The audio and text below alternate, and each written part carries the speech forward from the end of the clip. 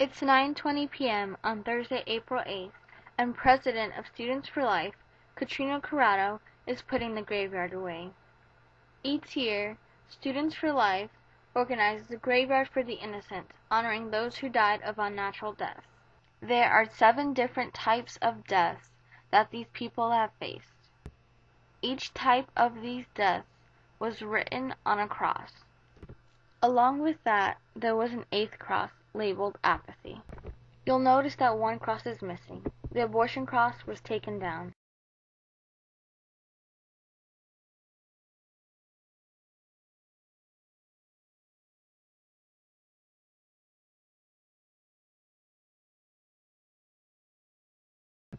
There were signs in front of the library and St. Thomas More Church, explaining what the crosses stood for. As students enjoyed the beautiful spring weather, the graveyard stood silently behind them, unnoticeable. I talked with Katrina Corrado as she explained the significance of the graveyard. Our goal in doing this is to get anyone, regardless of their opinion, regardless of their beliefs, to live in a way where you can respect all people and love everyone. If we live like that, then what problems are there going to be in the world? I talked to senior Louisa, who relates to poverty the most. Is there anything that you plan on doing to change poverty, to change these deaths?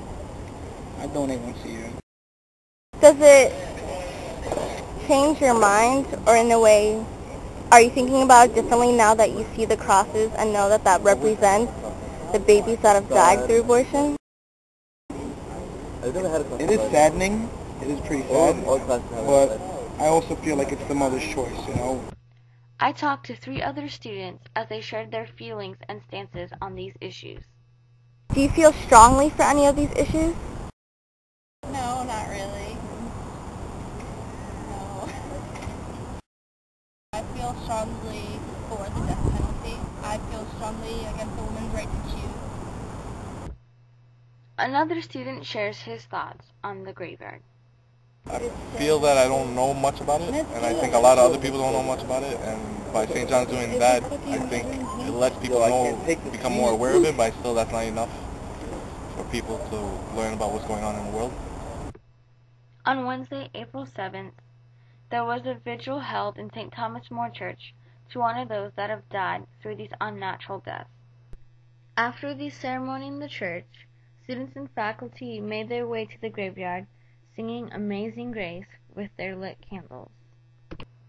Corrado read aloud statistics on each of the deaths as a rose was placed at the foot of the cross. We end where we begin, Katrina Corrado and Father Tree taking down the crosses from the graveyard. Even though you may not agree with Students for Life and the stance they take on these issues, I ask you for one day to not put it in the back of your mind and think about these issues.